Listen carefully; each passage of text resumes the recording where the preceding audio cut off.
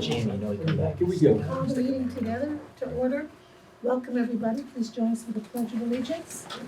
I pledge allegiance to the flag of the United States of America and to the republic for which it stands, one nation, under God, indivisible, with liberty and justice for all. Thank you. Do we have any additions to the agenda?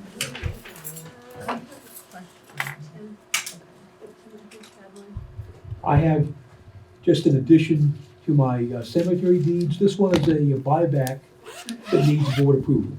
All right. So, we have Windham Sheriff Department contract for animal control service. Is it supposed to be the Windham County Humane Society? No, it's for animal control services. Well, we have a contract in here with the Humane Society Oh, and that is my error, because I just received an email on that contract. that didn't go with the rest of the sheriff's stuff? No. Okay, because we usually do sign a contract with them every year to be our holding facility. Yeah, so that needs to be corrected, that was my error. So which one are we doing? The one that's The actually one on? that's, the one that's, The one that's in the packet, so that would be changed to the Here's a man that we County I owe Humane a great Society debt of for gratitude. holding facility.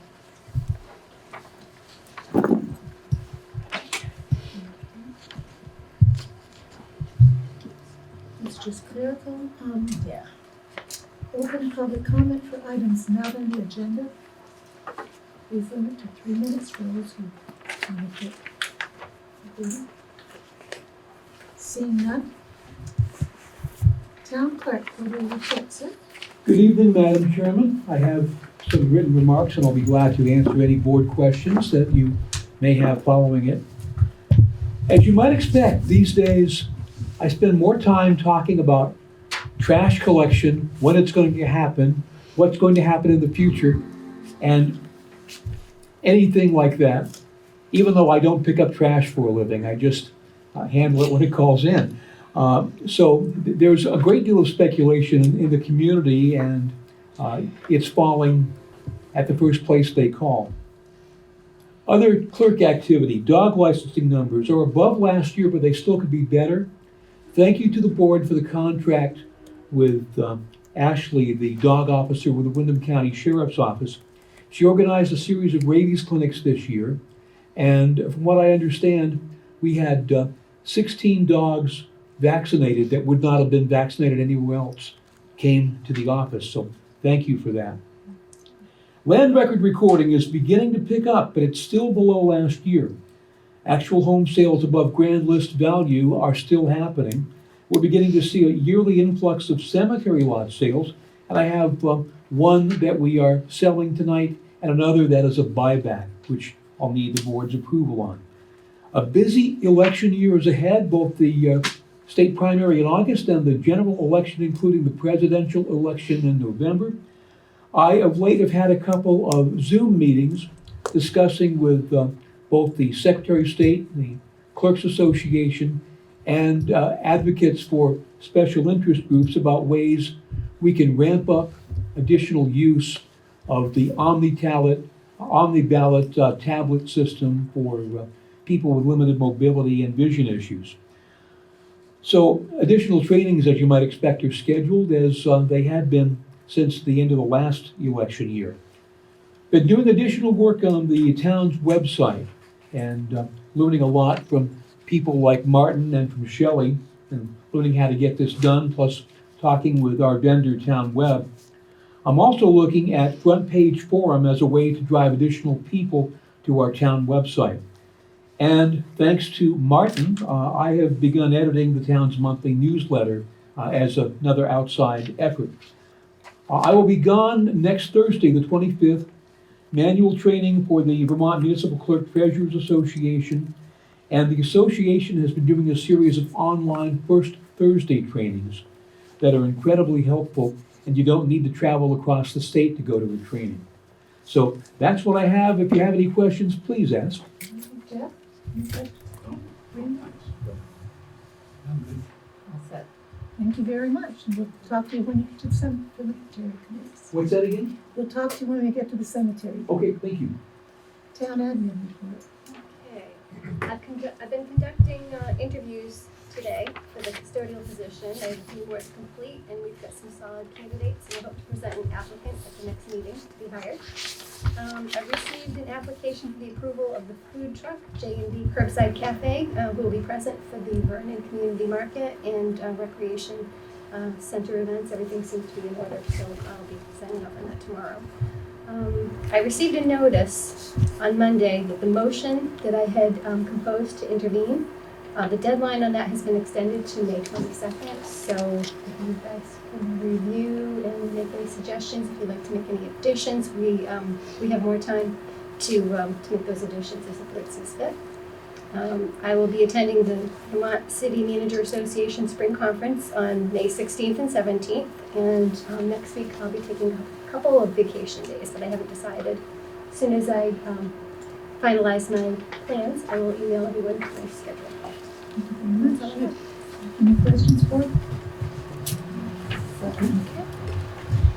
Approval of minutes.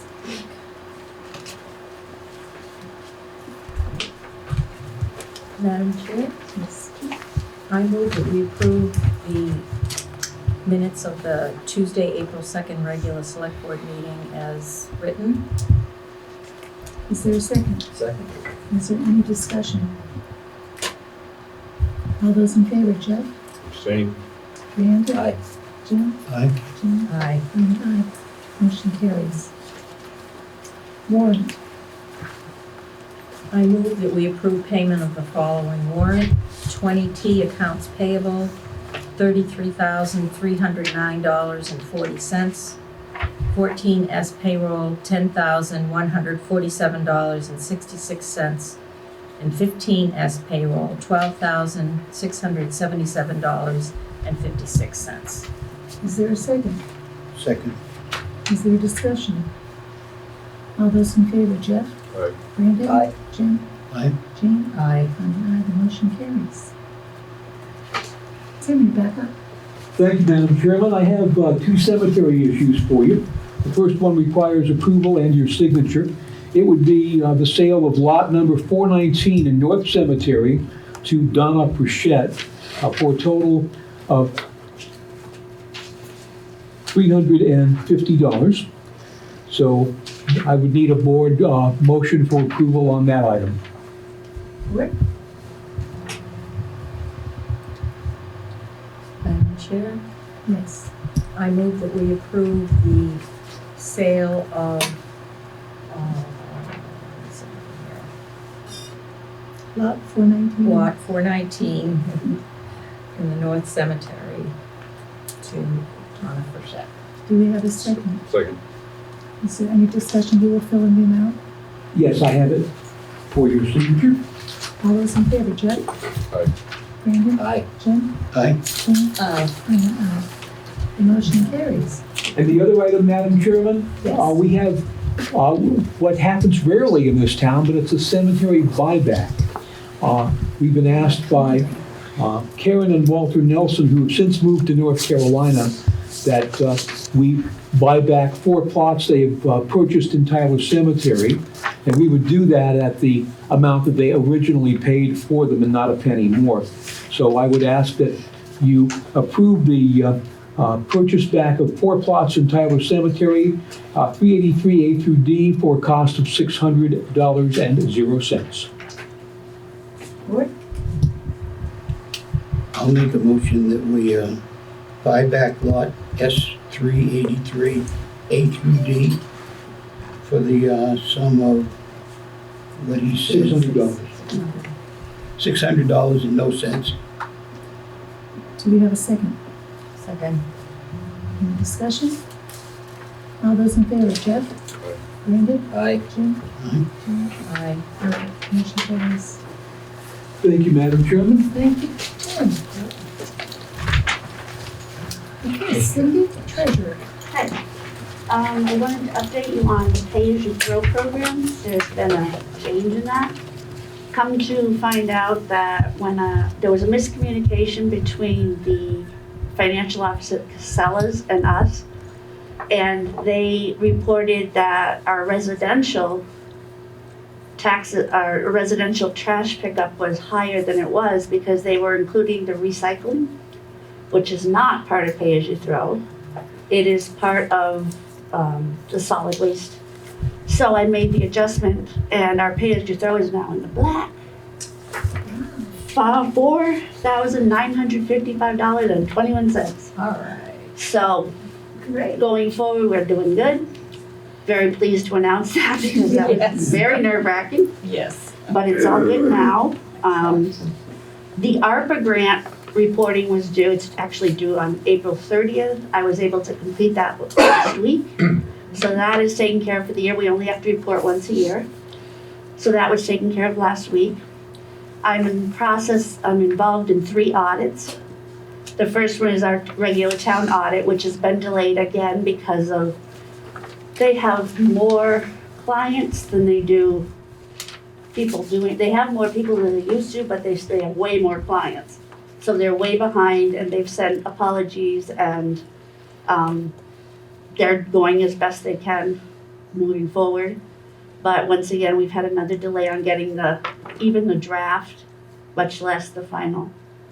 And then we have the workers' comp audit, which we have every year. I've sent all that paperwork in last week, so they're in the process of doing that. It's through VLCT.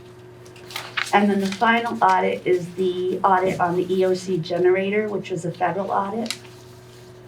We did receive some compliance issues, which I'm going to pass out to you.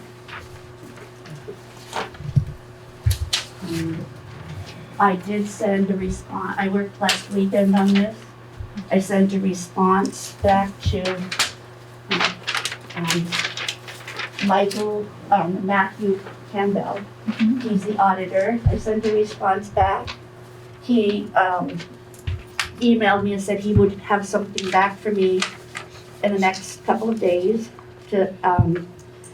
of what I sent to him, and if there's any changes that need to be made, I will adjust those. I have until May 20th to respond. And most of the issues are policies, procedures that we do not have in place, that federal government requires. It does not matter if we're a town of 1 million people or a town of 2 people. The federal government does not care. They require these things and we did not have them, so we have to put them in place. And I believe there will be corrections that need to be made. I asked him to please let me know what corrections need to be made for that particular one, the generator.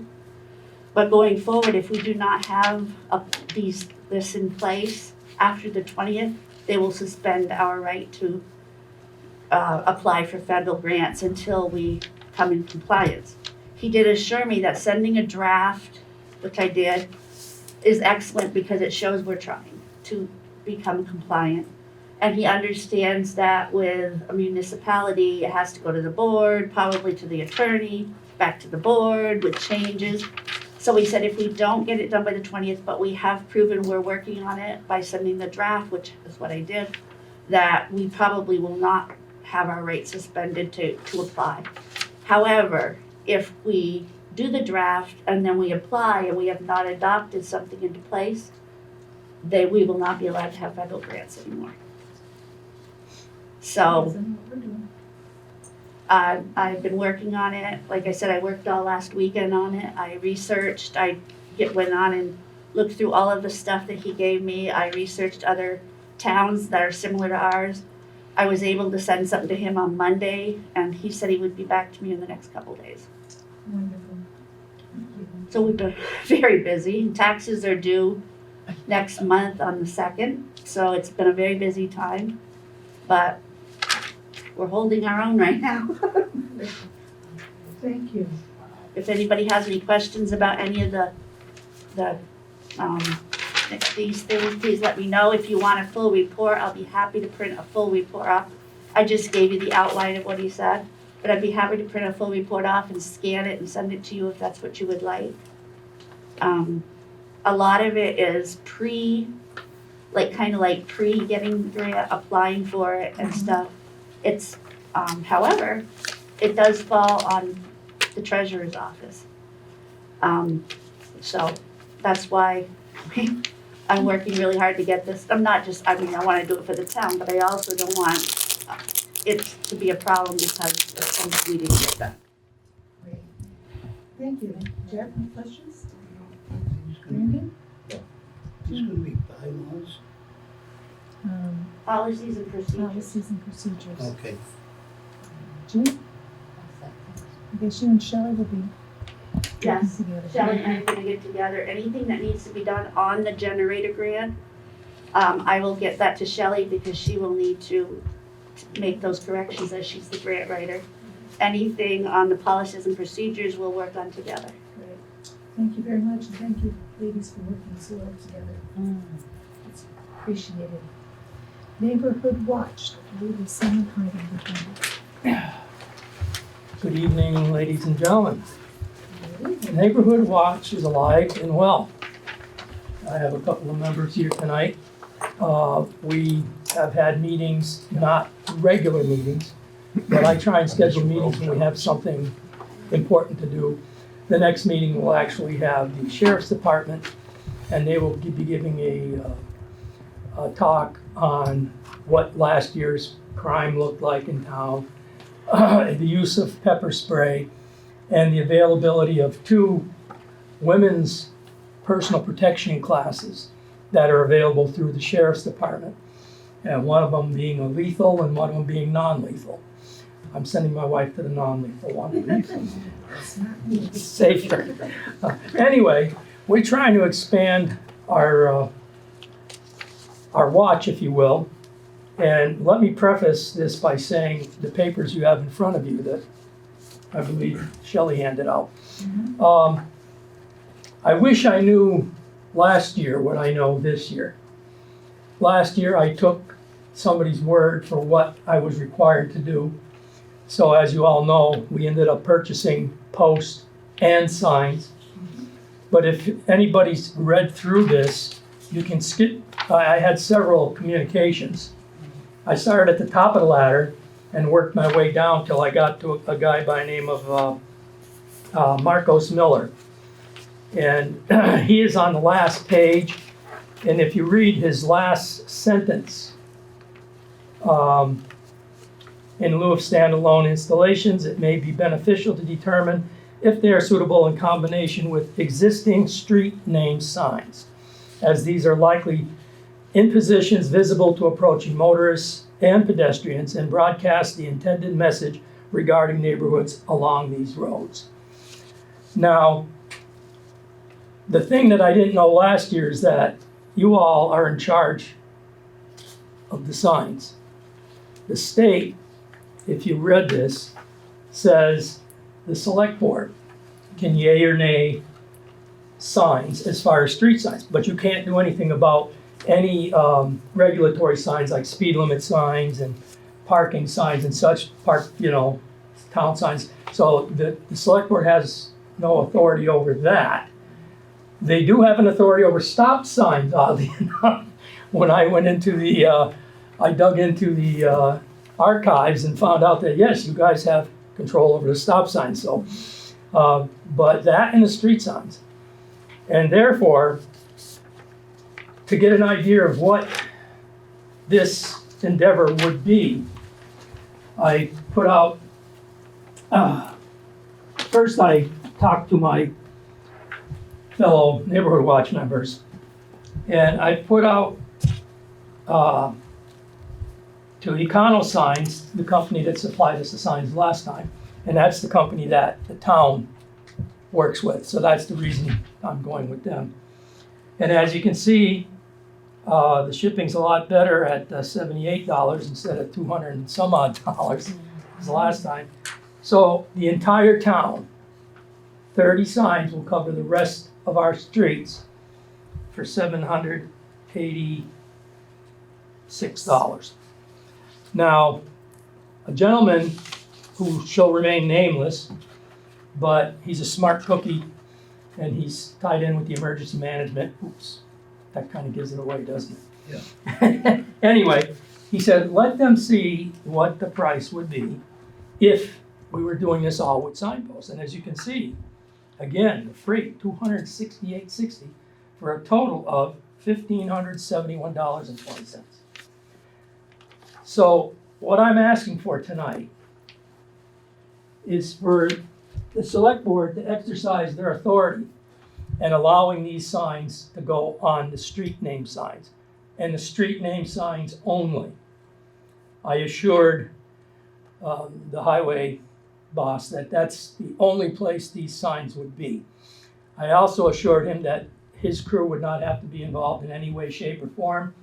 I have enough still able-bodied seniors that will be able to do it because they're so simple. They're all what they call a rivet type thing. You put it on, you hit it with a hammer, and it locks on. You put 2 on, and you're done. So the first thing I'm asking is that you guys give the approval of putting them up, and the second thing is obviously if we can get the funds to do so. Thank you. And I think, by the way, there'll be a great benefit. I think I told you already before. This is the most successful crime deterrent program in the country. It's a nationwide program. And what kind of made me, I'm going on here, but what kind of made me look into it deeper was I was down in Massachusetts, I'm driving around, holy cow, man, these people, they got their act together. There's a sign here, and a sign there. He says, why can't we do that in Vernon? Well, I found out. Little investigative work. Thank you. Questions, Jeff? Randy? Did Dave have an opinion on? Dave said On the he is going he says he's going according, he's been directing me according to federal law. And the federal law controls state highways. It also has recommendations for heights on signs in town. However, that being said, I think if you read this, it says it all. It's all here. You guys call the shots. And Dave had a concern, well, what if somebody's riding by on a bike and they clip the sign? Well, you all know where our street signs are. These would be sticking out 4 inches on each side, coming right below the street sign. If somebody hits that, they're either gonna have to be the Jolly Green Giant or something else, because it should be plenty out of the way for that. But that was his thing, because he originally, went by the Fed book and AOT, and when I told him, I says, well, I'm gonna check with AOT just to, and I don't know if he was too happy about the fact that I kind of stepped over him and went to the top dog at AOT. But as you can see, if you follow the chain of command here, I started with the top, they refer me to the next one, and then they refer me to the person that actually handles all of this kind of stuff. So we've got it right from the horse's mouth, so to speak. We're perfectly okay to do it if the select board grants us the okay to place them on street signs. The labor's free, because otherwise, the way labor is these days, it costs as much for labor as it does for materials. Does that answer your question? Thank you. Jim? Liability for the town? If somebody does Jolly Green Giant their way into one of these things, can they come back to the town and say, well, you put up that silly sign there? That would be a question for the town attorney. Yeah. I agree that it's very unlikely, but Well, you ought to it's consider them. extremely unlikely. Yeah. There's other signs that are currently up in town, that are town signs, that would stand a far greater chance of being hit by somebody on a bike than these signs would. Far better chance. Matter of fact, you go and look at any of the stop signs. A lot of this, they're like this. We're talking a 12-inch wide sign.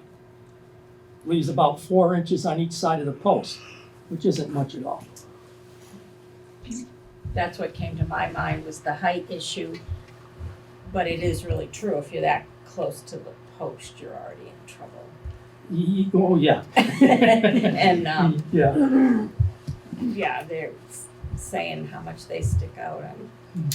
I looked at it, you know, I went around and looked at I've been all over the town looking at signs and trying to see. The only place I would be reluctant to put any sign is where there's a sidewalk, which pretty much limits it to, over by the power plant. I think there's a stretch of sidewalk over there.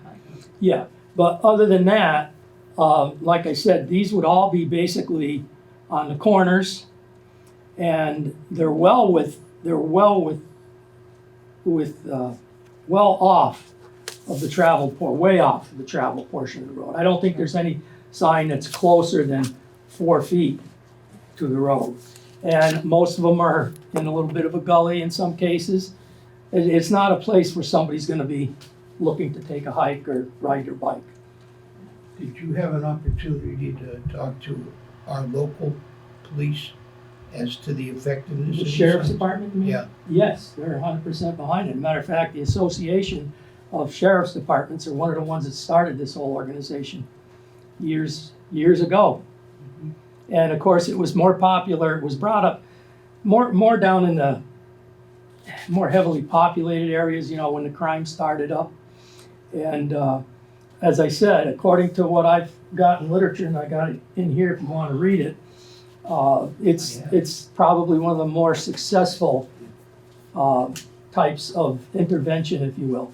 And you tie that into the fact that I've had an average of 10 to 12 people per meeting. And that's a good thing. And the more we get the message out, then we're gonna extend to the people now you got a sign right in your street, so don't be afraid. The problem is people don't like to say anything. You know, people don't want to get involved. But I don't know about you, but if I saw somebody going through your window and I knew it wasn't you, you can bet you I'd make a phone call.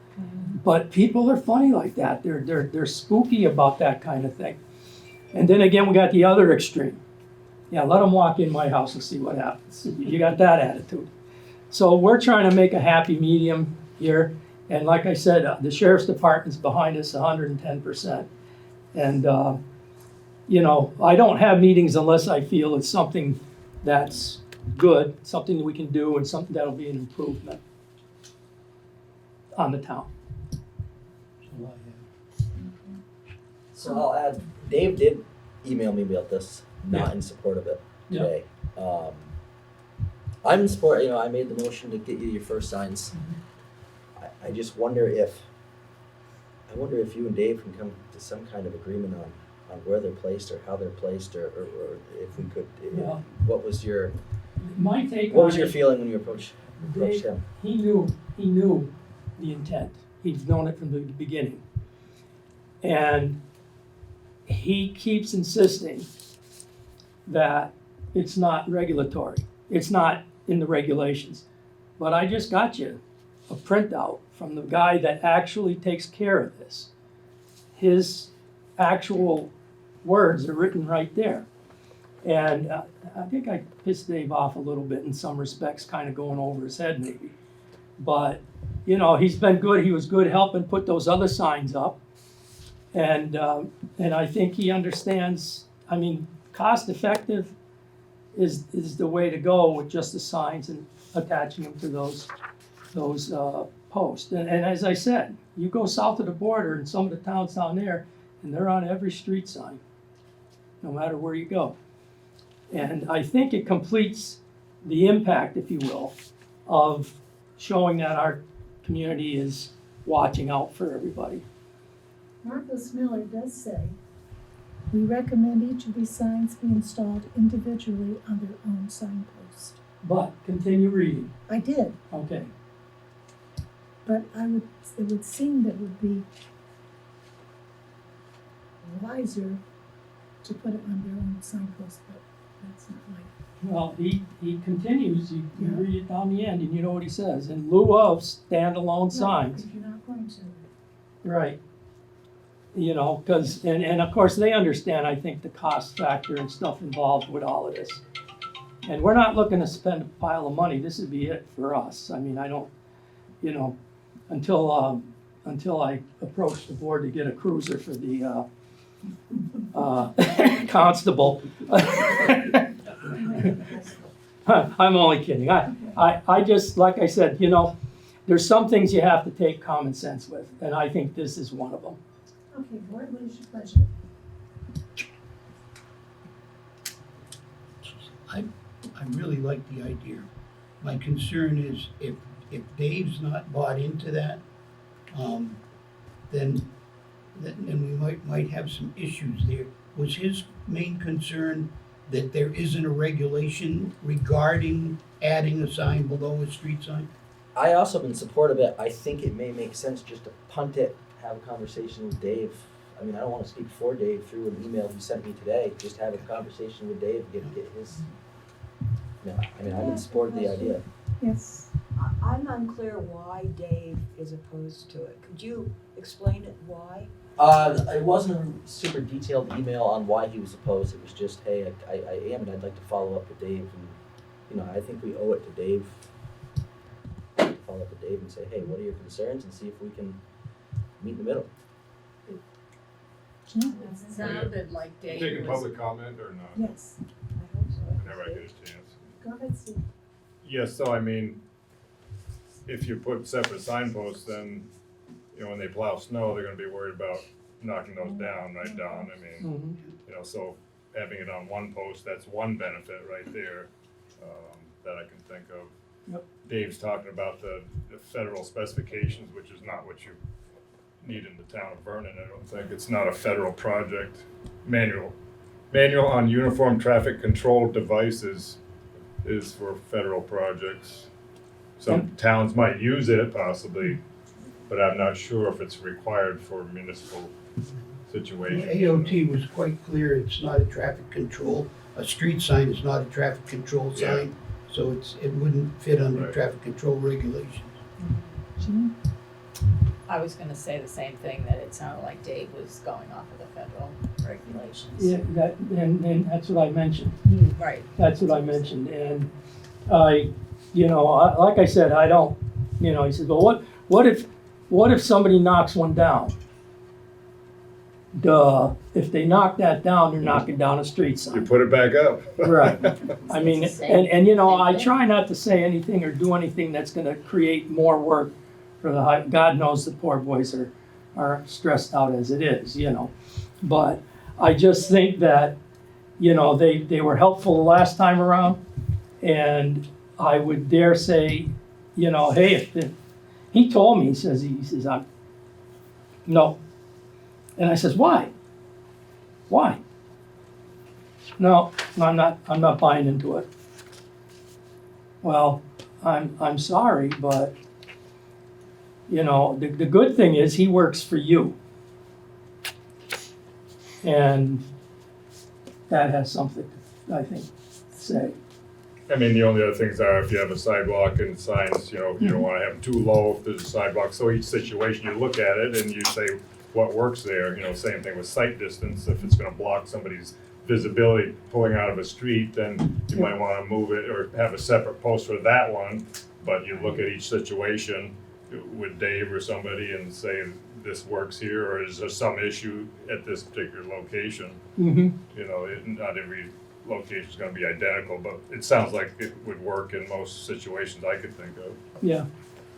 Yeah. Well, you were right. He did talk about the, was it the manual. Manual on uniform traffic control Right. devices. He did talk about that. But again, I think he's taking something out of context with this.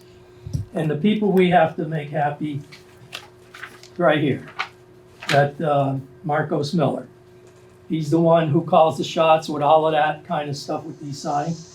And I spoke with each one of these individuals, and they all said, well, you know, ultimately you're gonna have to go to this guy.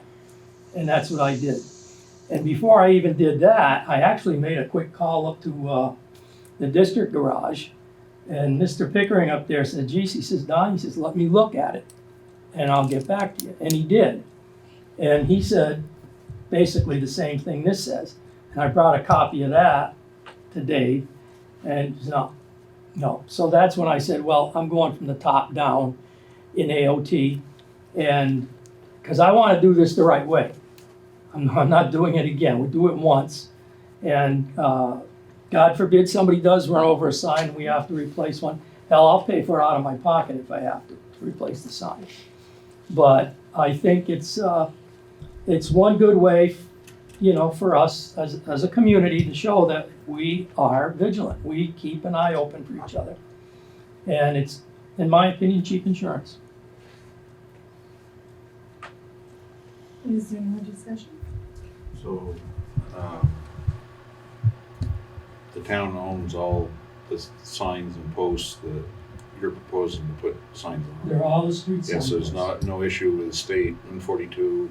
No, we wouldn't be able to put anything on 142 because that's all state. Sure. We would have to, if there's a street sign off of 142 that's outside of the state right of way, we could. Okay. But my personal feeling is to stand back from that, and we have very few that won't meet the criteria to be where we have to be. And like Steve mentioned, you know, we'll have to look if it's gonna block somebody's view or this or that. You know, we're not just gonna throw them up helter-skelter. But that will take a little time, and, you know, we will probably look over things and say, hey, you know, is this high enough, or is this, you know, is this not, should it face the other way? You know, there's a few different ways to mount the signs. There's one facing so that when you pull in, you see it facing. But in my opinion, it's better to have it as you're approaching, coming down, let's say down Pond Road, and you approach Lily Pond Road, that the sign be as you see it coming down Lily Pond Road, because you're gonna turn in there and you're gonna see that sign. And, but here again, there might be some differences. There may be some side roads that it'll be better to have it facing you. It all depends on the location of it, and we're willing to work all that out. I'm just, to be honest with you, I'm very disappointed that Dave is not on board with this. And I mean, I've done everything I can to dig out all the rights and wrongs, and I think what I did was the way to go, and it's there, it's in print. He can argue all he wants about it, but it's in print. We got it in print. Homestead Way, is it not getting one because the sign's too close to 142? I don't know. I haven't. I'm just looking. Oh, you looking at the maps? Yeah.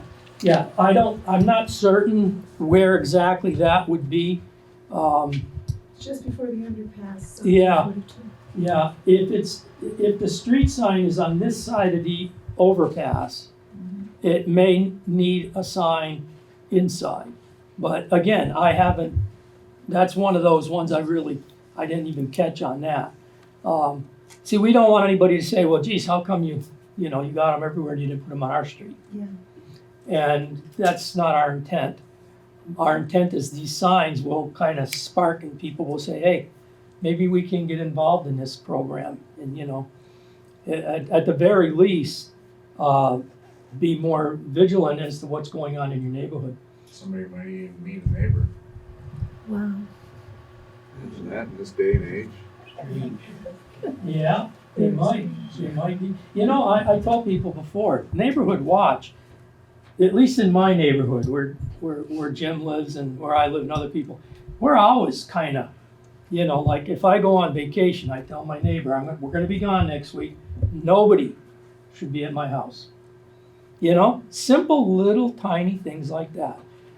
You know, and then that would prevent things to happen like when I had 6 5-gallon gas cans taken from my barn. What really pissed me off is they were full. I didn't, you know, I mean, the gas cans is one thing, but these days, a full gas can at 5 gallons, it's not cheap. So that's what it is. It's all to try and prevent this kind of stuff. Is it gonna cure everything? Hell no. We all know that's not gonna happen. But it's a step in the right direction. All right, board? So maybe we should ask for David to come in and revisit this? Put this on you, that way we can check on the liability. Can you guys come back at our first meeting in May? Whenever. I'd like to say, you got me convinced that it's a good idea, but I'd really, really like to know why Dave has an issue with it and whether or not we're gonna suffer any liability as a result of them being up there. So table it till the I would think any liability, by the way, on any of the signs in town, if there's a liability, to me, the liability's worse on them big signs than it is on any little sign. If anybody's gonna hit anything, it's gonna be the big ones. Actually come all out. Mm. Okay, thank you. We will see you the first meeting in May, it's the first month on Tuesday. Mhm. Great. Thank you for all your hard work. And please check on Homestead Way. Please check on that Homestead Way. So it looks like. Oh, yeah, no, it's, is it marked with a dot? No, You know, I probably completely disregarded it only because of the fact that this, I think, I'd have to look, but I will. I mean, there's a lot of streets in town, as you know. And I wouldn't be surprised if I skipped one somehow, but I know where it is and where the location of the sign is, I'm missing it right now. thank you. Mhm. Okay, Vernon Solid Waste Committee. Stephen Brandon. Yeah, so the Solid Waste Committee has met twice in the past month or so. And I felt like it's been a really strong committee. We had the right people on the committee. I joke with my wife at this point, I'm like this close to buying a garbage truck. It's like I know the business now. So what we Well, came. apparently there's plenty of garbage. That too. So we came up with, we kind of narrowed it down to 3 different proposals. I put together this packet for the select board. There's a lot of information here. I kind of wanted to double up, so I only kind of had to make one PowerPoint presentation for the special meeting as well. So there's a lot of information here that, as a board, we already know just kind of how we got here. And where we're at currently. We looked at the 3 different proposals that we looked at the, or what we kind of narrowed it down to, we looked at the Casella curbside pickup, the scope of services that they're willing to offer the town, the proposal they put forward. We looked at a transfer station here in town. We kind of quickly determined that like a brick and mortar transfer station probably didn't make much sense at this time, but maybe a mobile transfer station could make sense for town. And then the third option is kind of just no town involvement in solid waste. As we were, and I guess as a board, what we came up with as far as a recommendation, we were not impressed with the Casella curbside pickup. The other 2, we feel like this is a town decision, but we just felt like there's a strong emphasis to say that there's a lot of money there for the services that are being provided. But just the cost benefit is not there. So you're saying that when it comes down to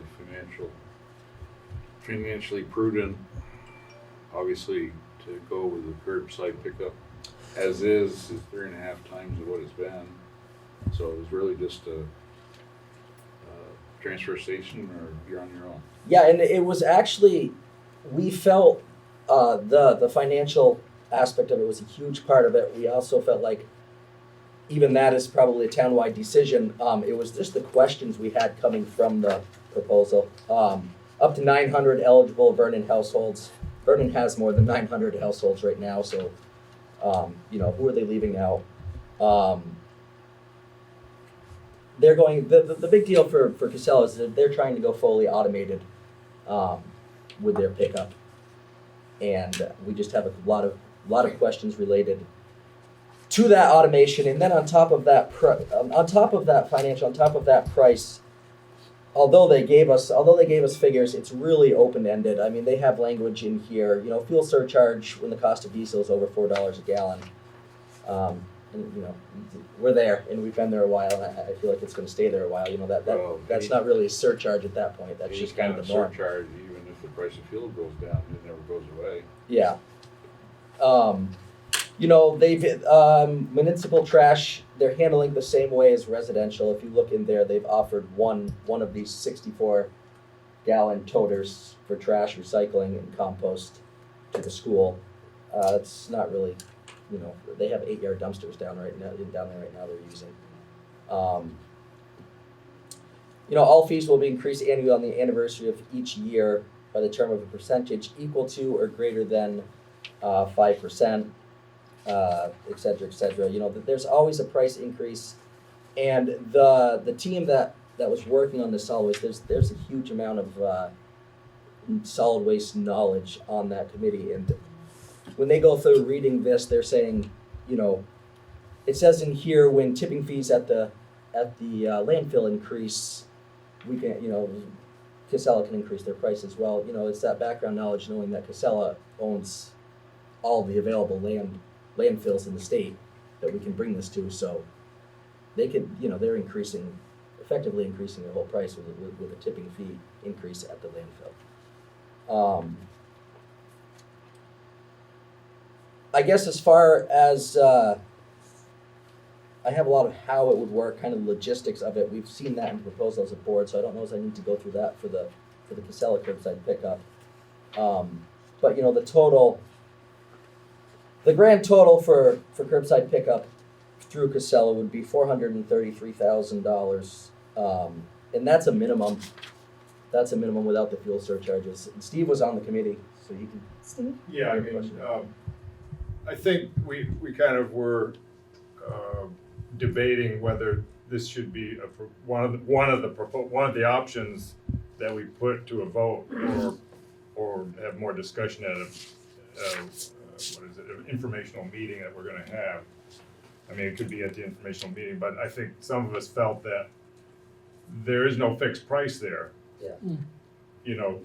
I mean, they can raise their prices at will, and so there's no fixed prices, and we have to sign a 5-year contract. Is that correct? Yeah, that's the other part. It's a Yeah. 5-year contract. Which to me is ridiculous. Yes. If you want to put that on the list for voters or the option for voters, I don't think it should be on it because we're not presenting a cost. We're not presenting a cost. It's just an open-ended, contract for them. I mean, why would you do that unless we have no other options? That's my opinion. So I don't think it really should be put to a vote unless we have no other options to vote on. I think we have a few others though, at least 2. I'll let you continue, but Yeah, no, thank you, Steve. The other That's one- a good point. That 5-year contract is obviously a huge part of this. Yeah. I mean, but really, go ahead. Oh, I was gonna say, but just knowing people want that convenience of the curbside, so I think Right. it's important to point out what they'd be facing to continue that. Yeah. And not just leave that out of the picture, the cost and Yeah. everything that's involved. Because they'll just wanna, I just wanna be the same. Yeah. And it's not the same yeah, well, the other anymore. thing, when I think about the convenience of Casella's curbside pickup, I think about these 64-gallon toters. If there's a, single elderly woman who has a long driveway, right now she can take her 1 bag of garbage and she can put it in the back of her, Corolla, and she can bring it down and put it out. She's gonna have to haul these 3 toters down, these 3 carts down on a regular basis curbside. I don't even know if there's a convenience factor. Well, but some people will. Yeah, and I see it understand that. way. As far as other options, since we're talking about convenience, Can I just yeah, go ahead. further? I want to finish up with how the cost is going to increase every year. Yeah, A minimum of 5%. minimum of For 5%. 5 years. Yep. So the first year it's going to be a minimum of $433,000. Yes. Which is 3.5 times what we're paying now. Yeah. The year after it's going to be $455,000. It's going to go up $20,000 And every obviously, year. yeah, that compounds on itself. Well, yeah. So I don't think they're saying 5%, that same 5%. And so they're protected here where, let's say, the CPI, Consumer Price Index, in the last couple of years has been 6-7%. I don't know what this year-over-year percentage change in the CPI for garbage and trash collection. Is that something I they didn't made look into up, that. or- Yeah, I didn't look into that. I just kind of stuck with that 5% number because, like you say, that was a minimum. We're getting a 5% increase on an annual And basis so regardless. what other variables would increase the cost? I see contamination. Yeah, so that was if another. somebody puts non-recyclables in there, we're Yeah, gonna so- get charged more. Absolutely. So the tipping fee, which is the cost you pay at the scales to get rid of this stuff, they categorize that based on contamination of recycling. So the more contaminants in the recycling, the higher the fee. Like I say, we had a lot of solid waste experience on the board. But their concern was with this automated system. They've seen it in their line of work day to day. The trash bin, the 64-gallon trash bin toter is full. The garbage goes into the recycling toter or cart, and without some kind of visual verification, someone picking that up, it just gets dumped in the recycling side of the truck. So there's going to be higher contamination. Higher contamination is likely with this automated pickup.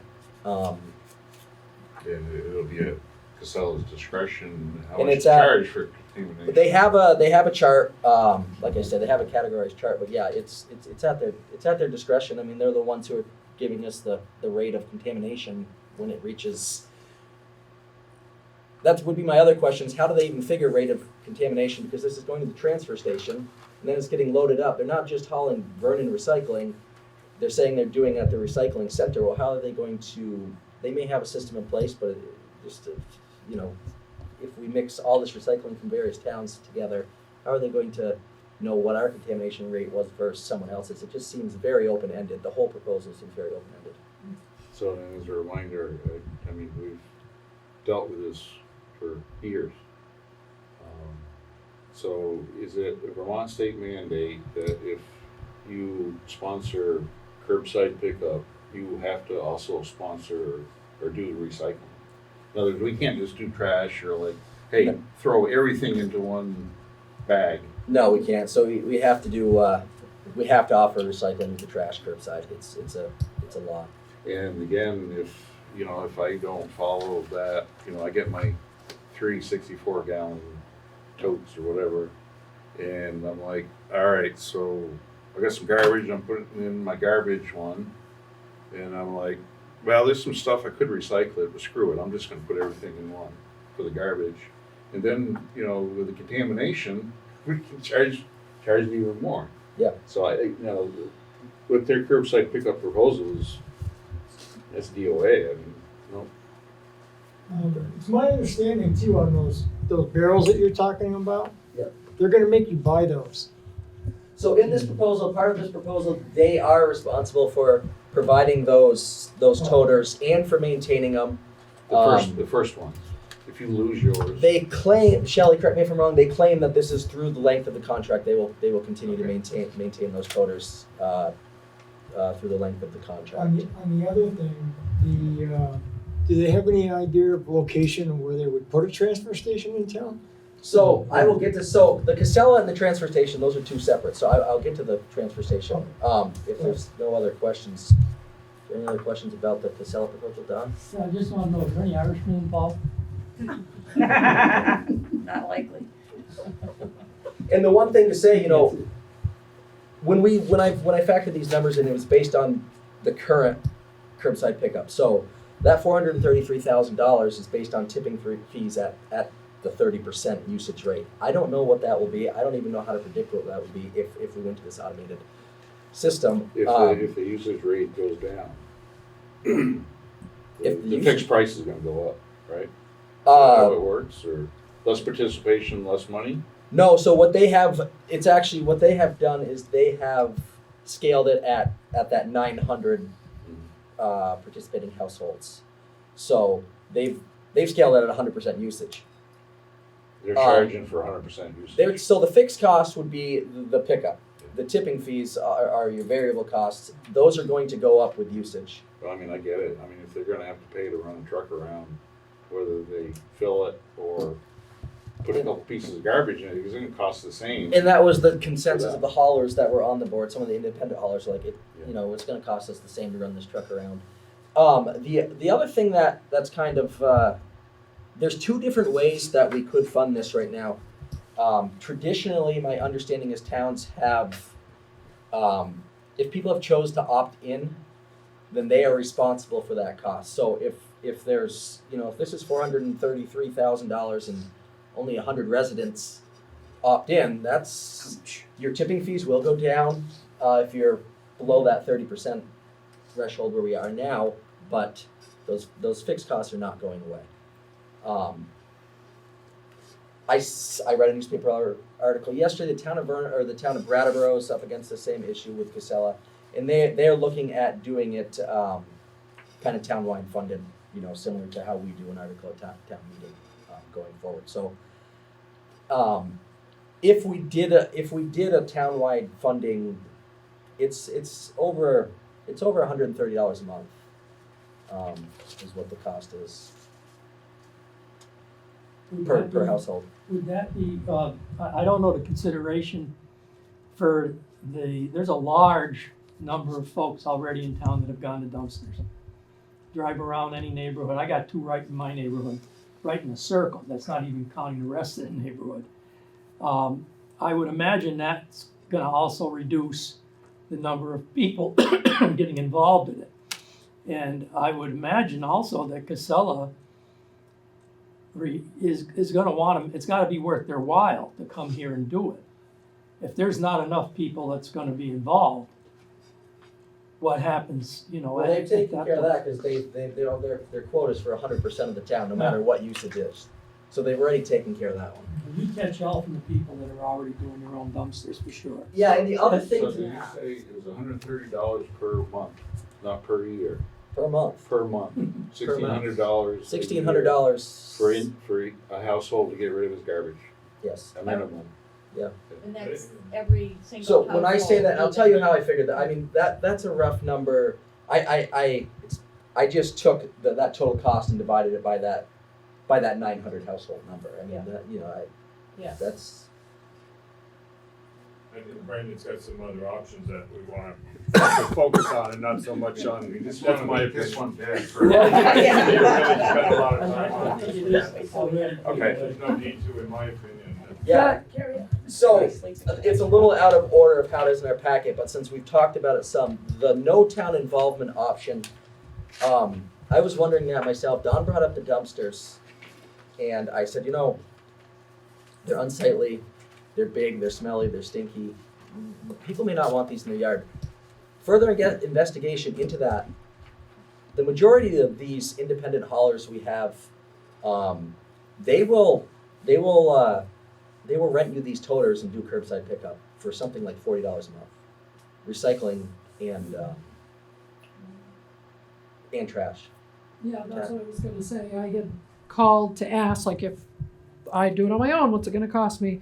And the 130 is really alarming because if they pick up my garbage, Casella picks up my trash and those toters, if I do a private with them, it's $63 per bin. So one for recycling, one for trash, every single week. And that's less than 130 for my house. So they're charging the town more than what if I do it in, that's what I was told when I called. And I said, that's the price I would pay for every week. Casella told me that. You said a week. Every week I would have them pick up trash and recycling at $63 per each bin. So 120 a month. Oh, a month. Yeah, Okay. it's 120. Yeah, it would cost me $63 a month for each one. So that's only $126, which is less than. And then if I did it every 2 weeks, then it's only $45 per bin What about composting? per month. There was no composting in that, but there's no composting. There is composting in Okay. this Casella proposal. Okay, I didn't ask about composting because I compost with my chickens, so I do my own. And my dumpster only cost me $100 a month. Yeah, So- what I'm saying through these independent haulers for, $50 a month or less, you can have the service you're having now. you know, the town is providing now, you know, could be, I thought that's a pretty reasonable. And the other thing with these automated, you know, logistically speaking, with these automated bins or totes or whatever you want to call them, I don't know if anyone's ever driven by like Laura Ledges on garbage day, but no one's gonna line these. You know, everyone, the trucks don't go up Laura Ledges individually. The Y, I forget the other name, but everyone brings their trash down to the bottom. I mean, it's a free for all at the bottom of Laura Ledges on trash day. You know, you've got recycling bins, you've got trash bins, and they're not like. You need an attendant to line up the 30 bins, you know, just at the bottom there. So I think logistically speaking, for a town like Vernon, I'm not, you know, I don't think it would work. What's the problem with getting the town out of the trash business altogether? And, you know, that way. That's why I say, why don't you proceed with your options? Yeah. And if you want me to explain one of them, I will too. It's up to you. So I guess we've just kind of covered that, getting the town out of the trash business done. That was my, you know, your options are also Bob Spencer's organization up here on Old Ferry Road, Windham Solid Waste Management. Very reasonable fees to bring garbage up there. You get a sticker for $50 and it's like $3 a bag. Recycling's free. You mentioned some elderly. I have two neighbors. One of them's 80 years old. And I said, how do you manage that? It's Mrs. Snetzinger, Marilyn Snetzinger. The woman is amazing. She says it's very simple. She says, I go to town to do my groceries. I bring my garbage. I bring my returnables that go to Putney Road. Then I bring my recyclables that go over to the dump. And I bring it all, and I do it in one shot, one trip. And I'm thinking, oh, that's kind of, if an 80-year-old woman can do this, I know I sure as hell can. What is she gonna do when she stops driving? Well, then you gotta count on your neighbors. Well, there is that curbside option. Like I say, Yeah, the yeah, independent haulers will, for $40 to $50 a month, the independent haulers will come your pick own. your garbage out. Yeah, you're And saying my on your guess is, you know, I know these guys, a lot of them are friends of mine. The 80-year-old woman, they're much more likely to maybe pull in her driveway and go up to her garage where those are sitting versus it has to be curbside. You know, I think you're gonna get better customer service out of your local hauler. Okay, Steve? Yeah, it just seems like we're getting off track a little bit. I think what we talked about, Brandon, is one option would be to get out of the trash business. Yeah. Similar to Guilford, town of Guilford, the way we understand it, right, is that the governor, the town is not involved with the trash pickup. They have, and they've done that for a while. I'm not sure how long. Do you remember how long? It's Oh, I don't know, so they've never had. But anyways, so in Guilford, you can, there's different options that you could do as an individual, not as a town. You could decide to take your trash and other recyclables to, Old Ferry Road where Bob Spencer works, okay? And his estimate was that might cost the average household $250 a year. I think you have to pay a fee, like $50 for the year. And then there are bag fees. You pay so much to buy bags up there, and that was his estimate, approximately $250. So you could do whatever you want. You could go there. You could call a pickup service and have them come to your door and pick up curbside if you wanted to, and whoever you want to do that. You know, whether you want to have a big container or a small one, and check pricing there. There are other places. Was there another one too that would take material? Well, you could take it to Casella, you know, but he doesn't allow individuals to come in there. So he only does pickup. But you could hire Franklin's, right? We talked about that. You could hire Good Enough to pick up your trash. Yeah, you know, there was enough assurance to me that the 80-year-old lady is going to have options whether she is still driving or not. I was convinced that, in fact, it may even be more convenient for her and more cost effective. Steve made a good point, because I know Dummerston does the same thing as Guilford. And, people get messed up with the idea of this mandate that was handed down by the state, the recycling mandate. That mandate was not put on the town. The mandate was put on us as individual people to recycle. And that's how this whole thing started. And I think it's a good way for people to be responsible for their own stuff. Be responsible for your trash, how much trash you do, and you call the shots. If I want to have Goody stop by every week and pick up, I hire Right. Goody. Or if I want, Or I'm- once a month or whatever. Well, you Right. you got it right. You know, give the individual the power to do what's best for them, because if we do a blanket thing, obviously it would not work. People are going to be getting short-sheeted one way or the other. You know, the person that has one bag of trash versus somebody who's going to be hauling 3 bags of Yeah. trash. So that's why I say out of the business Right. gives the responsibility where it belongs, on the citizen. It's not on the town. Steve, you have something to add? Whenever if you want me to continue, or If you've I got. just wanted to give a few more details on some of the things you. Yeah, I can Yeah. go over the transfer station, or would you like to do that, Steve? Yeah, well, I guess I missed out on one of the things that Goody called me on, so that was a question. You know, I mean, we talked about these options. Another option, which you want me to bring up Bernston thing or not? Just to mention that. Yeah, we did talk to the town of Bernston Yeah. about possibly in the future using their transfer station. Steve did Right. that legwork on that, and And that's a possibility, you know, they would consider that. It would have to go before the select board. And, you know, might be an option, we don't know. But I think some of these options that we looked at were not available on our timeline. You know, that would take months, probably 6 months possibly. So we didn't think that was one that we would put to vote, you know, whereas this other one, doing what Guilford does, to me, that's an option, you know.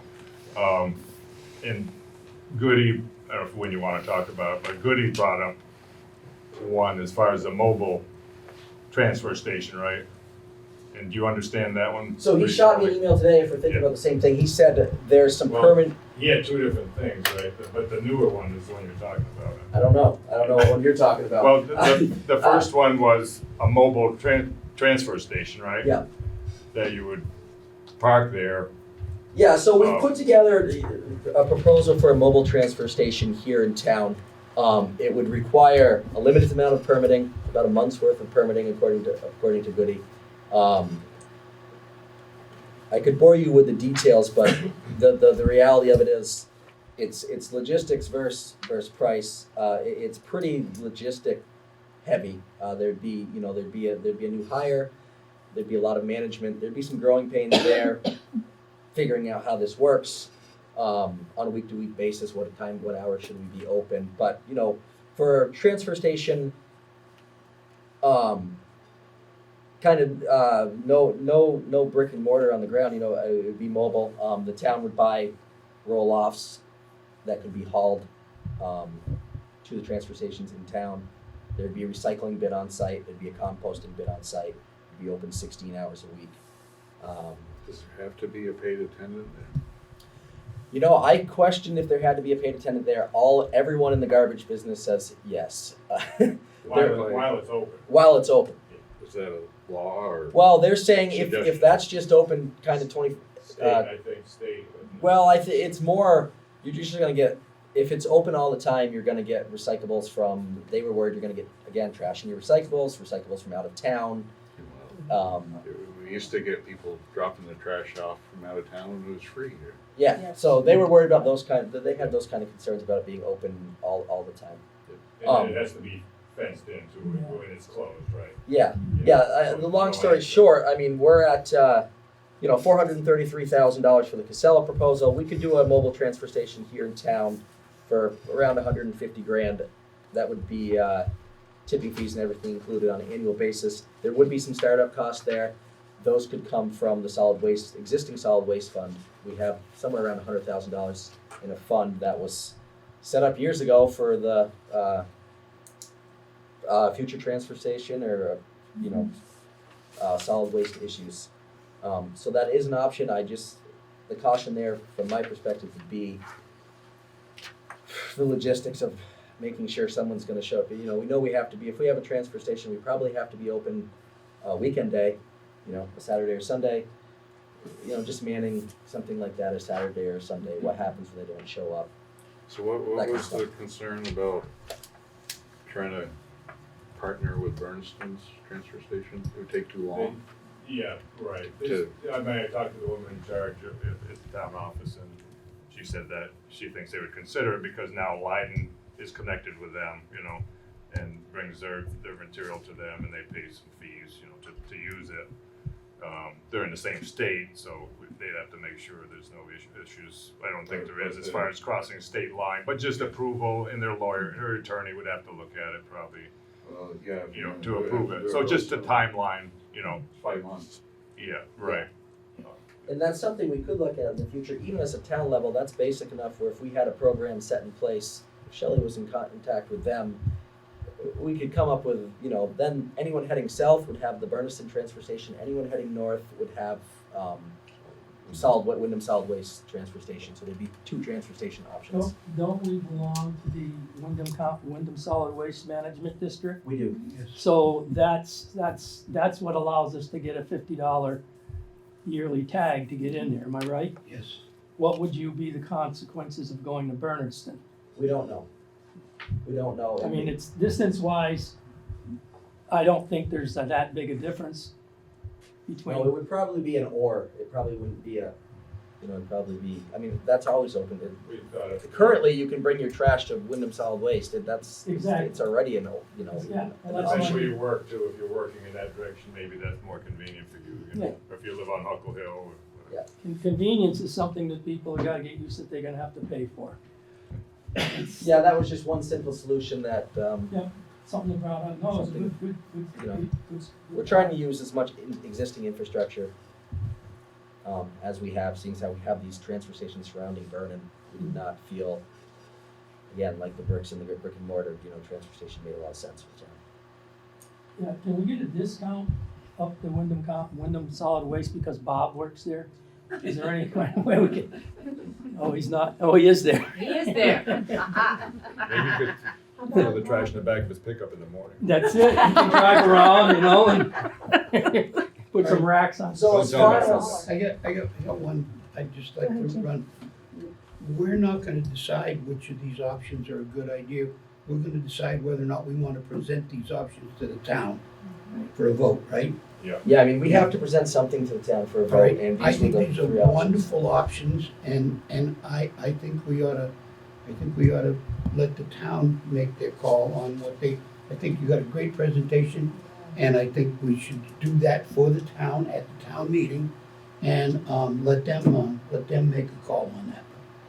Yeah, the only thing to add to that, Special town meeting, aren't we? yeah, Yes. so there was some requests to do a meeting before the meeting, with the special town meeting and have have an informational meeting. Informational meeting. So, I guess coming from here, our recommendation would be, I didn't go over this in total detail because we have a lot of background information, there's a lot of questions, but tonight to set a date for the special, or soon set the date for a special town meeting, and sometime between now and then, have a informational town meeting. I'm willing to, get the PowerPoint presentation up and go over that. I think the information you've got right there, I agree with Jim. You've got all your ducks in a row, and it's plain to see. People know what their options are. And I just think it's important to stress to people that they understand that the state didn't put this onus on the town. The town just had to join the district, and that covered the town. But the individuals are responsible, and I think that's something you might want to point out, that was the way it was intended right from day one. Now, did you talk to Goody? He had one other option, the way I understand it? Go ahead, no, he didn't mention.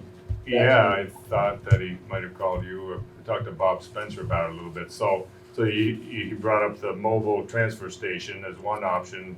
He didn't think it would take a long time to get it permitted, but that's also, and he would have to get the actual mobile, roll off or whatever, I think, right? So Yeah, they're 2 these weeks things would out. have to happen. They thought they might be able to get those fairly quickly. So some of these options, it's a matter of when can you get them ready. So, but I think the last thing he brought up, and we can check on this, is actually bringing roll-offs. Say if we're going to be open, Friday afternoon and Saturday afternoon or something, whatever. He has a roll-off there this brings roll-offs, and he comes and picks it up, and he has his own transfer station. That's the way I understood it. I talked to Bob about this a little bit, so it eliminates even the mobile aspect. I did Sounds like he had it I did talk covered, to you know? Goody about that, Steve. Yeah, what, As from my perspective, it's expensive. It's as far expensive. as how frequently he comes? How frequently he has to come, because there are actually mandates from the state on how frequent he would have to empty Yeah. that Right, unit it at a would be mobile frequently transfer station. because So we have, I mean, it would be 48 hours maximum that it could stay there, I think. yeah, and I That's have what not, he said, right? I think. yeah, in this proposal, the way I have it set up, and again, it would be a board decision, with David Walker's input. I have, these mobile roll-off units, you know, they can be towed by a pickup, and we have a pickup in town, and we have staff that can drive that pickup in town, so, you know, I figured it'd be $1,600 for the town guys to run this up on an annual basis, up to Goody's transfer station. Oh, Goody wanted like $24,000 for trucking, which I think was perfectly, you know, he wanted $200 a trip. I'm not saying that was a bad rate, it's just, I think we have an alternative Yeah. in town. So I just want to understand this too. And just the other thing, the variables with that too, were I think you said you would need an attendant there, even if you brought the dumpsters, just like if you had your own transfer station, you would have to have an attendant there during that period, whether it's 4 hours, a couple days a week or whatever, with that option. So are you looking at the total cost of that too? I am, So we yeah. can Consider it. Absolutely. And then the even the mobile transfer station, we're gonna put that as one of the potential options in your mind, or? Yeah, so I think that's one of the three potential. Yeah, so potential we'll have options. three in the end that can be ready on time, hopefully, because that's, like I say, what are the costs? What are the variables? And when are they available, you know, so they can vote with confidence and say, yeah, this is gonna be available when we're done with Casella's latest contract. Yeah, and when we, just, I guess, a little, just, when we're sitting here talking about Goody, it's Good Enough Rubbish Removal. They would have the other transportation in Brattleboro, so, he's offered his services to us if that's something that we'd want. So, sorry, one last thing, sorry, no, so at this informational meeting, then we'll have some as hard numbers as we can. Yeah, I have them here, Steve, I just, for time's Okay. sake, and Yeah, I didn't, that's fine. you know, I'm giving the board a general overview of where we're at, Because you that's know. what the voters will look for. Yeah, and I have some really specific information here. I could even release it before the meeting or during, you know, Yeah, it- yeah, okay, good. we could get that out. Yeah. Just for tonight, I guess kind of in conclusion, you know, we have these three proposals that we recommend, with a strong, you know, distaste for the Casella proposal. But that's a question you have to answer, are you gonna put that as one of the proposals or not, you know? Yes. The price tag will they'll take care of that right off the bat. No, we really should have it, because people, if you don't offer, they're gonna like, what are you Why doing? aren't we I think you continuing can what put we it, have? Can I comment? I think you can put it as an option, but you can say you don't know the price of it, you Did know? you say that they have to, even with the mobile transfer station, you have to have an attendant while it's open? Yeah, I believe so, What's right? what's that gonna pay? So, Okay, See, so let's you go. know- so listen, we're planning on having an $20 an informational hour. town meeting, and I hope you all attend. And we'll answer questions. We need to set the informational meeting. Um, Yeah, no, We haven't set it yet, we're trying to discuss that. Can we set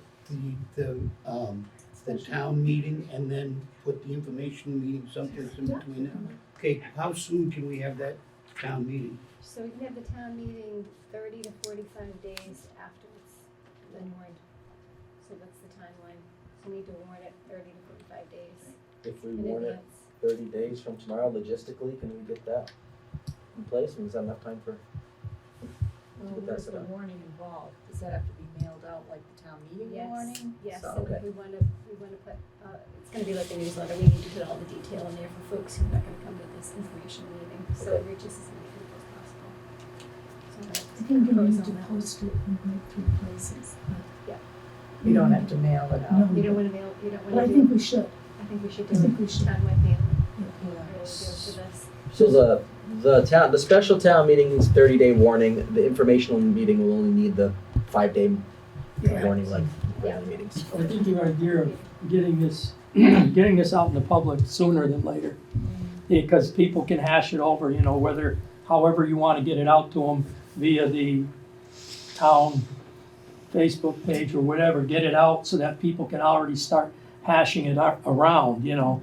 Because it'd be nice if they came to a meeting and already pretty much said, okay, we already know what we don't want, and, you know, it'll save a lot of hassle.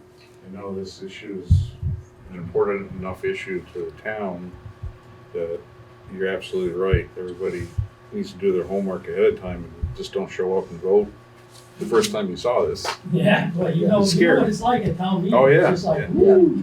Yeah. So we're talking about, then July-ish for this meeting? No, 30-day, what's 30 today? days. Today's April 16th? Yeah. Late May. All right, so Late then, May. so next week is the earliest we can warn it. I think we should Yes. probably at least have a week to compose everything, the articles, because it has to go before the town attorney for approval to make sure it's legally binding, and we'd also want to put together the mailing. So a week is enough to do that? We have to approve the article? Select Yeah, board? yeah, that's true, yes, and that has to, go before the town attorney before that, so. Steve, Yeah, I just one other thing, I was gonna say, you'll make up a draft of these options, a rough draft, right, and I'd like to look at it. I will So email, we can refine it, you know, and maybe whoever wants to look at it, you know, yeah, and I have that, Steve. I can email Yeah. you. yeah, I actually already meant to, but I can email you tomorrow or Yeah. I'll get it out. because the verbiage is gonna be important. Yeah, I How it's think, presented to the voters. I think the only constraints we're gonna give you is that there's 3 options. Yeah. All right, as far as how you present those 3 options, that's gonna be up to you guys. I mean, it's right here. I'm not doing this again. So I got corn to plant. So. There's 4 options. But yeah, I just wanna see it and then give you my 2 cents, you know.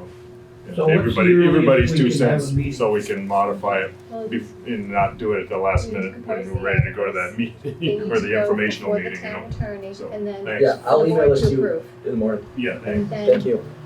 then it can, then we can start the town. I would send it to VLCT. Okay. Be much quicker. I don't know, I haven't had a great response from them, but try. Okay. So May 7th, as soon as we vote on it. Right. But she's probably gonna need that time to get this Yeah, I think about all to 45. that point. you I think think it's May 45. 7th is okay for the board to approve that? If I That can, give you time? if I can get everything together and get it approved, yeah, by the VLCT town attorney, by one of the attorneys there. So then we'd do it like the first part of June. Yeah. Okay, do we want to hold it on a weekend? We want to hold it at night during a weekday? At night during When's the the week. most participation going to be? It's going to be easiest At for night during the troops. week, because people, you're getting into nice weather, they're gonna be wanting to Right. do something else on the weekend. June is Weekend. graduations, weddings. Mm. Yeah, Yep. I think the sooner and on a week, You can actually evening hold your- weeknight, the better. You can actually hold your information meeting the night before. I'm open to suggestions. I would think maybe. I mean, I don't know. Do we want to do it a little, like maybe a week before?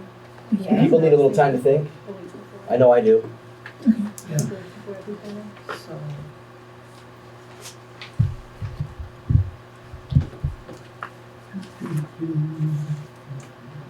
It sounds like you guys did a lot of homework, looks good, yeah. looks real good. How about the 11th? How does that fit you folks? So that'd be getting it warned like immediately after. Tell them Select to. board meeting. Well, I can do that. That's It's one week okay. growing. Yeah. It will. Gotta be this tall.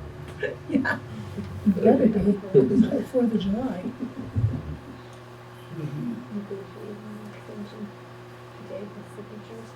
maybe the week of, the last week in May, you hold the informational meeting? That works for me, Jim, whenever, I think if we give, I think, as long as it's at least a week before, I guess that would be my request. I think people need a week You can to do chew on it. 29th? Sure. Informational. So All right, maybe are Shelley, we loading you up too much? Is this, doable? Okay. maybe check with the school about using the cafeteria for the information Mm. and the special time meeting. And then 5 people show up. Yeah. Sorry. Well, we all. That's right. You don't have to vote. So, do we need a motion to do? Yes. I will entertain a motion. All right, I'd like to make a motion that we hold a special town meeting on June 11th. Would be a good time for that. 6:30? 6:30? 6:30 on June 11th to vote on what option we're gonna select for that. And do you want me to continue with and on May 29th at 6:30, we have an informational meeting for people to tell them what their options are, done by Brandon and his good group. Was that- Second. Is there any further discussion on that? Or are we good? No, it's okay. All those in favor, Jeff? Aye. Brandon? Aye.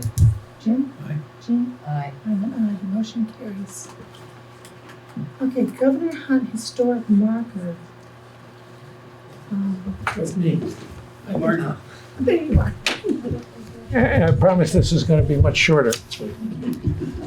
Out in front of the Governor Hunt House is a historic marker that was put up in 1976 as part of the bicentennial. And it says that the house was built in 1779, which is incorrect based on research that we have done. The correct date is 1764. And I'm speaking for the Friends of Vernon Center, obviously, which operates the Governor Hunt House Community Center, which is open for business, by the way. So we would like to change that marker, and the state has indicated, the state historical people at ACCD have indicated that they're totally open to doing that. 50 years or so for a historical marker is long enough. And the style of marker that they have now is different. You can put more text on a marker. They are more finicky about what goes on a marker. They want it to be more informative. So they're in favor of this. So what I need is one of your nice resolutions, which I think Shelley has prepared for your signature. But just to read this thing to you, the existing marker now says, Jonathan Hunt, early settler of this town, then called Hinsdale, took an active part during the struggles of the New Hampshire grants, the formation of Vermont, and its entry into the Union from 1794 to 96, served as lieutenant governor under Thomas Chittenden, Vermont's first governor. Fine paneling distinguishes this mansion, built about 1779 for his bride Lavina Swan. When the townspeople wished to call the town Huntstown in 1802, she suggested Vernon. It is the only Vermont town named for a woman. That's an old story that's been kicking around town, just like the 1779 date, but we have no documentary evidence for that, this Huntstown business. So today, the state historical people would not accept that because there is no documentation. So what we propose, and would basically just like your endorsement of because that's part of the process for the state to approve this, is headline that says Lieutenant Governor Jonathan Hunt Homestead, and then the text would be, born in Northfield, Mass., Jonathan Hunt, 1738 to 1823, was a Vermont pioneer and one of its largest early landowners. He built this house in 1764 and in 1779 married Lavina Swan of Worcester, Mass. Hunt served as Lieutenant Governor of Vermont, 1794-96, High Sheriff, and member of the Vermont House of Representatives. He was a founding trustee of the University of Vermont. Jonathan and Lavina's descendants include architect Richard Morris Hunt and painter William Morris Hunt. The house remained a private residence until 1967, when it was acquired by the Vermont Yankee Nuclear Power Corporation for use as a visitor and training center. And that would be the end. Now, we're going to propose that. They may, in their infinite wisdom, totally rewrite that. But we wouldn't have to come back for further permission unless you want to be involved in that. But chances are they will take most of it and they will tweak it a little bit here and there. So I would just like a resolution on your part and have you sign that resolution that Shelley has for you.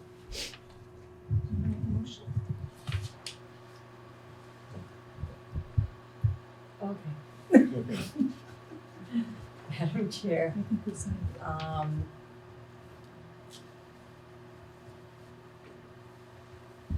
I move that we approve Friends of Vernon Center obtaining a new historical marker for the Governor Hunt House.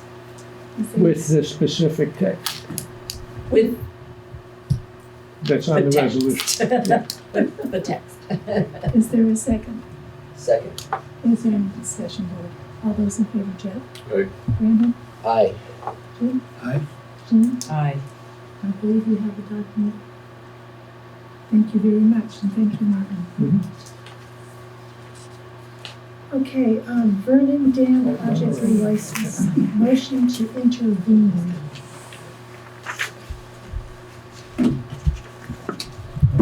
Okay, Go ahead. so I had composed this motion to intervene for the Vernon Dam relicensing in the event that things go south. We still have standing to accomplish a few things. This was presented by Kathy. Perfect. Perfect, thank you. And she had sent this on to the town so that everybody could have the opportunity to put something in place. And I was informed on Monday that the deadline for and an extension was put into place for another month, so the deadline will be May 22nd. So in the motion to intervene, I included all of our past and current recreation asks and the things that we would like to see done in a timely manner. So if there's anything that I missed, because I'm not as familiar with it, but I went back to all the documentation that I could dig up. I had Maddie review it, I had Jim also look at it. If you folks are aware of anything else or would like to see anything else added, I'm more than happy to make adjustments. It's the board's pleasure.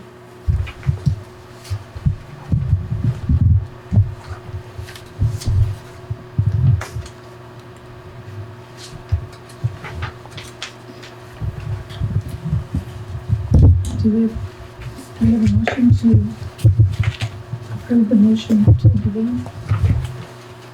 So moved. Is there a second? Second. Is there discussion? All those in favor, Jeff? Aye. Brandon? Aye. Jim? Aye. Jim? Aye. And aye, the motion carries. Local hazard mitigation grant.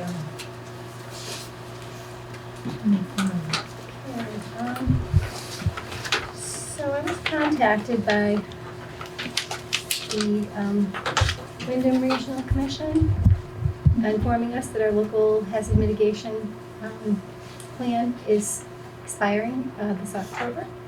So I had written that, and I was not aware of that, and asked whether or not we'd be interested in funding to cover the updates that would need to be done. And I did, and the following week I was sent a grant. I had completed a survey and, but this is a matching grant. So this would require some matching funds, in the amount of, I think it's around $3,000. This would have to go out to bid. I have been in contact with somebody over at the Regional Commission regarding the verbiage and a template for that, and they would work with us so that we could move this forward. So I need to know whether or not you're interested in accepting this funding and signing off on it, and where would you like matching funds to come from if that is the case? Because we don't have anything budgeted for. We don't have a grant. I don't believe that we do. I know that the planning commission always has. That was my question, does this usually fall under planning commission with this plan, and that they should have $2,000, I think? Right, so there would be some. You have your, and there's ARPA funds, there's the undesignated fund balance, undesignated funds, that could be drawn from. So, just a question to think about.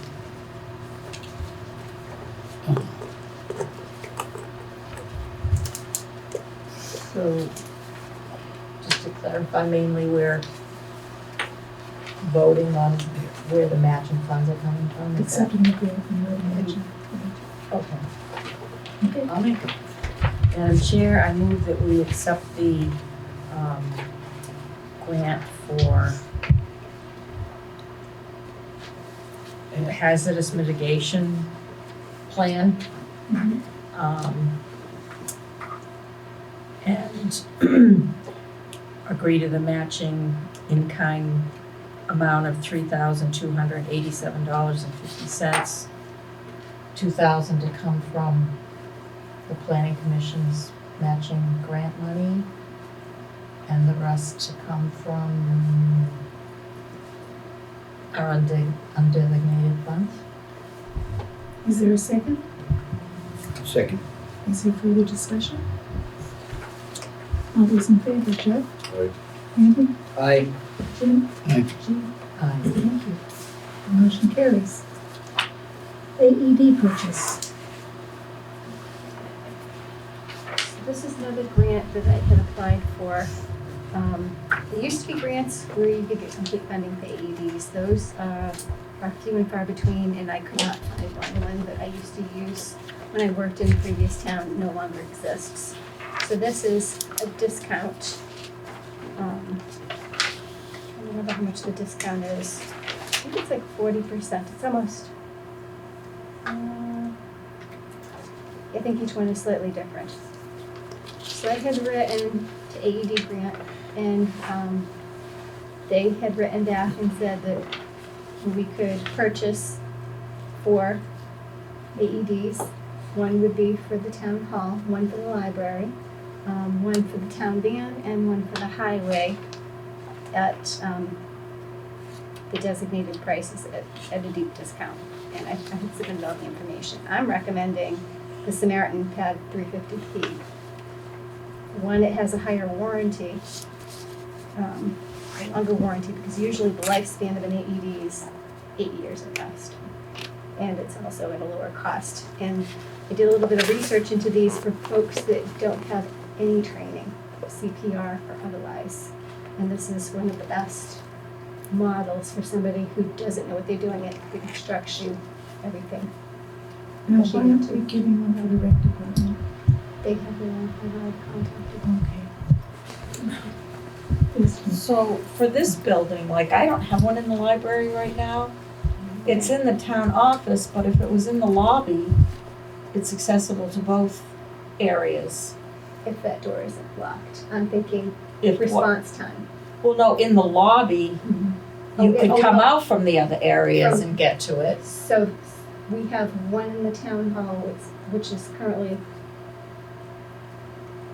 on It's our right side. inside the doorway. Right, right. No, so I'm saying like if there were just one in the lobby, either side of the building can This is access true. that. We'd have to move that case. So it comes with, well, that one in the past, it comes with a case that Right. monitors the battery Yeah, and lets you know if there's a concern with it. because that, Has a, you its know, own that's alarm. $1,000 we maybe don't need to spend. Right. So I don't know what your thoughts are. If you feel that 4 would be warranted or. What's your pleasure, board? You said we have one existing already in this building? We have one, it needs maintenance, it's more than 8 years old. Okay. It is not functioning. And it is in the town, outside the town clerk's office, which means at times, I'm the only one from the library that can get through that door, so other And that's my library concern. staff could not Response time is my get concern. through. We don't If have I one weren't there. downstairs, do we? Is it one down here? Maybe we should have Maybe one put in the hall, the foyer, and then one down one here. down here. For when committees are meeting. Yeah, true, Let's do that. true. I think that would be a good location. From the Yes. Can I ask you? How many times have these things been used? I don't know because it hasn't been used since I've been here. Just a question. I don't know. I mean, you're Prior talking to how much a piece, $1,000 and you're looking to get 4 of them? total. There's always been one on the van, one for the highway department. And this I mean, one- I just, how much coverage with those do you need? How much is the life value? Exactly. Exactly. Mm-hmm. Better to have to have have it, it not That's need kind it. of a standard now that It those is. So are. it's better to have it, not need it. That's right. Yes, that's kind of a Yep. standard They're that's putting them there. in all the recreation areas. Yeah, I Every understand, area, I can yep. see the recreation areas for Mhm. sure, but I'm not, you're talking the rec, obviously, Mhm. where there should absolutely be one. Mhm. And you were saying the highway department, Mhm. yeah, that would make sense The if, senior van. if it's in their, is that in their vehicle? That is, I do believe at the highway garage. I don't know. I'd have to ask See, the David. accessibility, the question of accessibility is very important, Mm-hmm, because that's all this is. This is a one-shot, boom, you're either gonna make it or you're not. exactly. And I'm just thinking Practice that everything. depending on where they're going to be would make a huge difference if you really need it for, or whether, I think the one in the lobby sounds like a pretty smart move because it's accessible to anybody up there. And I think the one at the rec is an absolute must because of They have their own. what they do. Yeah. But as far as the highway, then the other one was what, the bus? The van, the town, yeah. The town van, Seniors. senior van? they're- you Yeah. Use it more frequently than anybody. Yeah, if anybody was gonna use it, I guess it'd be them. Like I said, I was just questioning if they'd ever been used before. I mean, I've been I to don't know. first aid classes with them and the new ones are like, any dummy could do it. Mhm. And really, that's the way they're designed, so that you don't, I think half of our town hall staff is CPR certified. yeah. Yeah, we did a recent certification. Well, that was my only question. How often, have they been used, and number one, are they in the right spots? So Shelley, if we do 3 of them, we can combine one in the lobby for Right. for both sides of this building. We could do one in the Yeah. lobby, yeah. If we do 4, One. we can do that one downstairs here, Down this level. because you have the seniors meeting down here. Then you have community And meetings. any kind of meeting that Yeah. would be down here. Sometimes there's a lot of people down here. I think where you have the most density is where it's a good idea to put these things. You got access to down here anyways from upstairs, right? Yep. If the clerk's office is. They Yes, would not This from the door locks. library coming down, Okay, so that, so that would have 2 people, because that door locks, you can come down, but Yeah. you can back up. Unless you leave the Okay. building from the far end. But on the weekend, nobody in the library can get onto this side of the building and come down. well, on the weekend, there's nobody here, so. Yes, there It's in is. the library. Yes, there is in the library. In the library, yes. Yeah. But But I- we wouldn't have access unless it was in the lobby, and we wouldn't Right. have access if it was down here. I mean, the lobby's not too far from No, so that's fine for upstairs, but it can't be just down here. So we have grants for this? So this is a discount rate, this is the grant. Okay. So do they say that the 8-year warranty, so it could be that they should hopefully last 8 years. Well, that's not bad. Because they're all warranted differently, but I did some research, not on just these models, but I had pulled up, what are the most user-friendly for someone who has no experience, who's not CPR certified. And then I looked at the warranty, and then next up the price. And this is the one that I came up with, and that's how I came to that conclusion. And that would be the semi-automatic then, right? Mm-hmm. What's the difference? Do we have to have them installed? Is it gonna be a cost to stick them on the wall, or do you just Velcro up? No, these are gonna be grab and go. We have the one that was originally installed, and that one came with its own case and its own alarm to monitor the battery and maintenance. So these just come as is. The case would be add-on. And I think the only one that we have in the case, I think, is the one by the town clerk's office. I don't know if the highway garage has the same enclosure. Okay, and we're talking $4,021.72. What fund are we gonna get that from? Before, I was suggesting ARPA, because I think that it would use of ARPA funds. 2 cases, because you got 2 of them going in very public areas, like the upstairs and the down Right. here. Yeah. For sure. So that wasn't including that. I'm not sure how much the case is for these, but it is an additional cost. So it shows it on the back, $89. It's the cabinet with alarm. Oh, yeah, I don't think of that, but, yeah, Oh, I'm sorry. that's okay.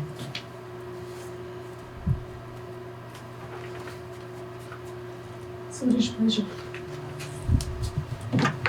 I'd make a motion that we spend $4,021.72 of ARPA money for 4 of these Sumerian PAD 350Ps.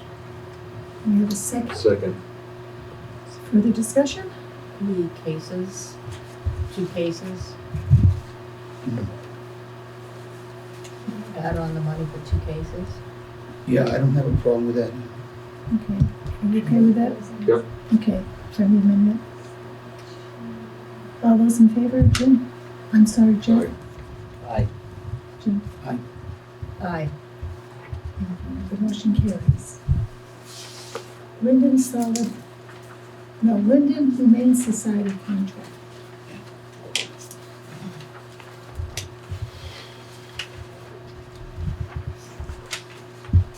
Madam Chair, Yes. I move that we approve the Windham County Humane Society as our holding facility and sign their contract for the same price that they've been charging us, $385 for the year. Thank you. Is there a second? Second. Is there any discussion? Jeff? All those in favor? Jeff? Aye. Brandon? Aye. Jim? Aye. Jim? Aye. We have too many J's. What is that? All those in favor, signify by So who saying would aye. sign, it says authorizing agent, who should sign it? Shelley, she's. Okay. We have, last meeting, we approved the reappraisal agreement, and we have the agreement here to be signed. We don't need to take action, we just need to sign. Okay.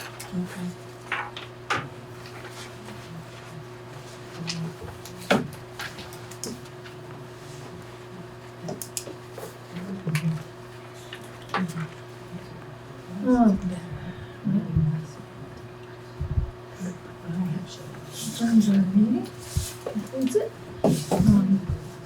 Our next meeting is going to be May 7th. And we will again meet with you.